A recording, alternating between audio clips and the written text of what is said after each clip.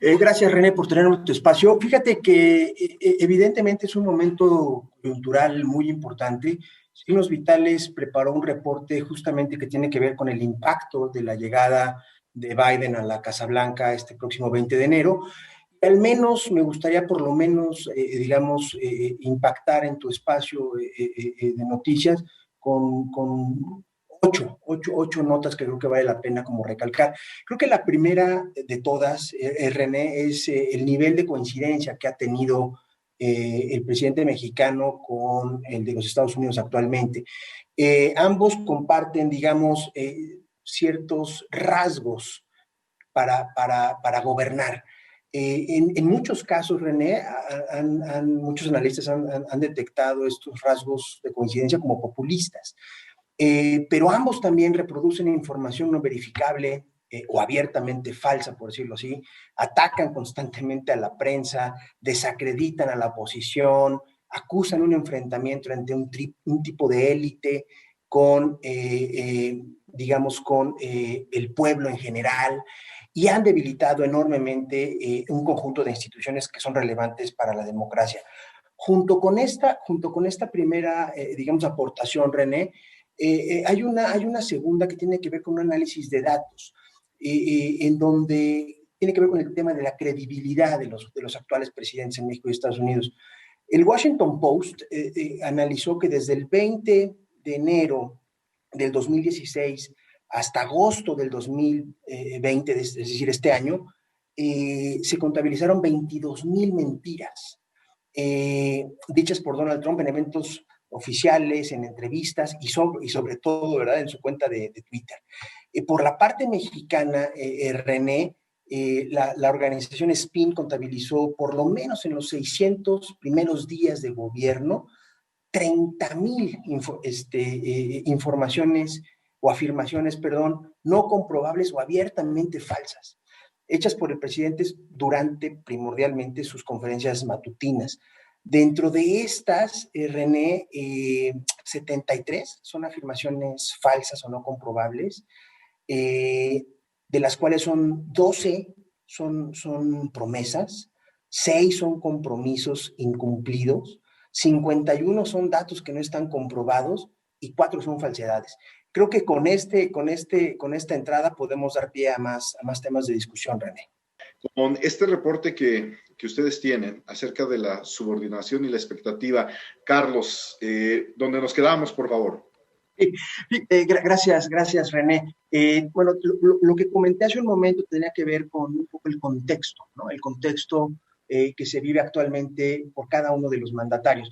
Ahora, yo creo que hay otro tema importante, René, que tiene que ver con el desgaste institucional que tanto AMLO como Trump han promovido e impulsado en ambas naciones y la cual se ha visto reflejado, René, en una reducción de canales de comunicación y en la eliminación, sobre todo, de rutas tradicionales, en la creación e implementación de políticas que tienen evidentemente pues, un impacto compartido para ambas naciones.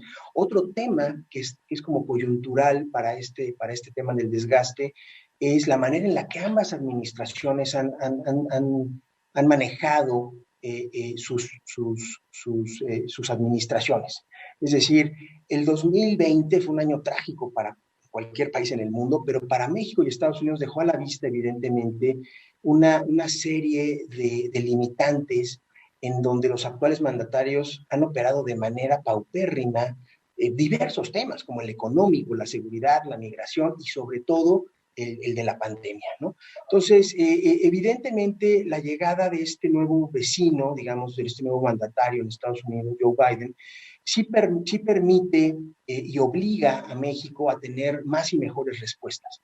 Creo que una de ellas tiene que ver justamente pues con este ajuste de piezas que se está llevando a cabo ahora con la propuesta del presidente de enviar a Esteban Moctezuma como embajador a Estados Unidos, porque si el desgaste ha sido tal que se tienen que mover las piezas de una manera especial para poderle dar un tratamiento, pensaría yo, René, como muy detallado y muy fino a temas como migración, comercio, y yo creo que uno de los más importantes en la agenda del presidente Biden será sin duda alguna, el de migración y el de medio ambiente y cambio climático.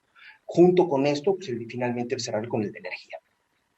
Carlos, tú lo acabas de mencionar, se tendrán que dar estos cambios, pero ¿se estarán haciendo los cambios pertinentes, los cambios correctos? Sabemos que Marcelo Ebrard, canciller, pues es una carta fuerte para el gobierno de Andrés Manuel López Obrador en su relación con Estados Unidos, pero llegará Esteban Moctezuma Barragán, alguien que tal vez desconozca aún el piso, el terreno, pero tendrá la ventaja de iniciar de cero con Joe Biden. Eso puede ser una ventaja o una desventaja. ¿Tú cómo lo ves? Fíjate que en el reporte René, gran parte se nutrió con especialistas de primer nivel en México y muchos de estos coincidían en que la idea de poder cambiar la estrategia era un tema sine qua non. Entonces, de una u otra manera, este ajuste de piezas, a pesar de que, como bien mencionas, Esteban Moctezuma podría llegar sin un piso en el manejo de la relación bilateral, sí refresca de una u otra manera el canal por el cual México va a poder tener una interlocución permanente pues, con Washington. Entonces, dicho lo anterior, creo que la ruta no es fácil, René, la ruta de ajuste y de cambio de políticas no es fácil para México.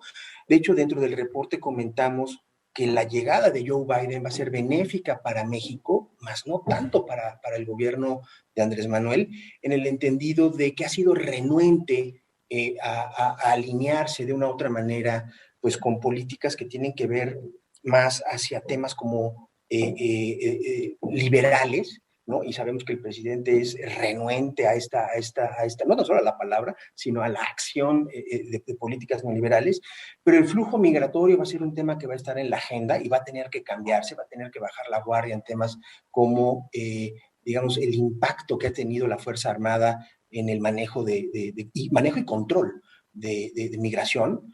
El comercio exterior, creo que México es una buena oportunidad con la llegada de Esteban, pues para aprovechar esta coyuntura conflictual que existe con China.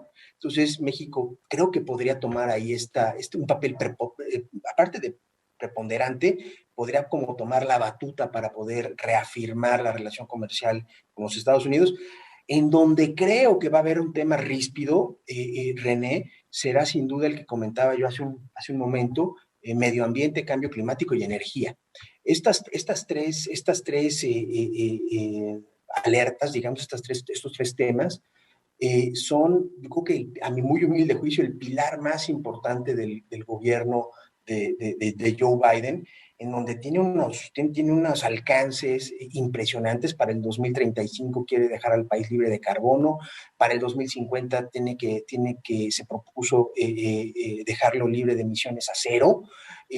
Va a poner restricciones arancelarias para aquellos que no cumplan y negocien con los Estados Unidos. Es decir, en resumen, viene un tema candente en donde justamente el presidente pues ha sido el primer promotor de políticas y con un discurso a favor de energías altamente contaminantes, en donde se ha menospreciado la manera de controlar el efecto del cambio climático, no solo en el país, sino también ha sido, digamos, intenso en sus comentarios el presidente, pues para lo que impacta al resto del mundo, René. Estás hablando, Carlos, que tendría que cambiar y en un gran margen la manera de hacer política del gobierno de México con el gobierno de Estados Unidos saliente, Donald Trump. Será un giro que le pudiera dar una gran oportunidad para tener relaciones importantes, pero no sé si alcance el tiempo, Carlos, y no sé si sean las personas idóneas con las que cuenta el gobierno de México para que eso suceda. De entrada, como tú ya lo mencionabas, cambiar la forma de hacer política con Estados Unidos, cosa que no veo nada fácil. Sí, tienes toda la razón, René. En realidad el tema no es un tema fácil, es un tema más bien complicado, sobre todo por la tendencia que ha tenido el gobierno de la 4T en estos dos pasados años. Creo que si hay algo en donde el gobierno ha sido incisivo, verdaderamente incisivo, ha sido en la destrucción y en la desmantelación de las capacidades del gobierno. Gran parte de su política se ha dirigido justamente, René, a pegarle a los cuadros especializados del gobierno, a las direcciones generales adjuntas, a los directores, les ha quitado incentivos, es decir, ha afectado, digamos, la materia que verdaderamente sabe hacer política en el país o acciones de política pública. Una ventaja es que el Servicio Exterior Mexicano, de una u otra manera, camina por sí solo. Entonces, estas afectaciones que se han hecho en el gobierno entero han tenido un impacto solamente tangencial en lo que refiere al Servicio Exterior Mexicano, y esa de una u otra manera pues beneficia la permanencia, digamos, o la reconstrucción, digamos de una mejor manera, la reconstrucción de un mejor canal de comunicación con los Estados Unidos. No obstante, creo que el desgaste que ha tenido la relación con esta felicitación tardía, sin sentido, por parte del presidente mexicano hacia el presidente electo en los Estados Unidos, de una u otra manera afecta, ¿no? Gran parte, te lo comenté hace un momento y lo reitero y con esto cierro, pero gran parte de nuestros, del comité asesor que generó junto con nosotros este reporte, pues Carlos Heredia, estuvo Tonatiu Guillén, estuvo Lourdes Melgar, estuvo Carlos Hurtado, es decir, gente que ha tenido una experiencia desde nivel embajadores hasta nivel de gestión a nivel nacional. Todos coinciden en que el gran reto, René, es de que los Estados Unidos verdaderamente nos voltea a ver, ¿no? Uno cree que por ser vecino y por estar cerca y por tener un nivel comercial importante, los Estados Unidos nos tienen en la agenda de manera permanente, lo cual no es cierto, ¿no? Tanto estos especialistas mexicanos como otros, Duncan Wood en el Wilson Center o Shannon O'Neill también en Nueva York, es decir, diferentes especialistas también del lado americano coinciden en que México no está tan en la agenda, ¿verdad? En los primeros lugares de la agenda como uno cree. Entonces yo creo que uno de los retos importantes ahora con la propuesta del presidente para el embajador en los Estados Unidos será justamente esa, lograr que nos volteen a ver y que cuando nos volteen a ver verdaderamente pues nos volteen a ver de un nivel equiparable, ¿no? Que estemos a la par. Muy bien, pues te agradezco, Carlos Lascurain. Esta de muchas, esperamos muchas pláticas más porque el tema va a dar para largo. Gracias. Cuando guste, René, gracias a ti por tu espacio, gracias.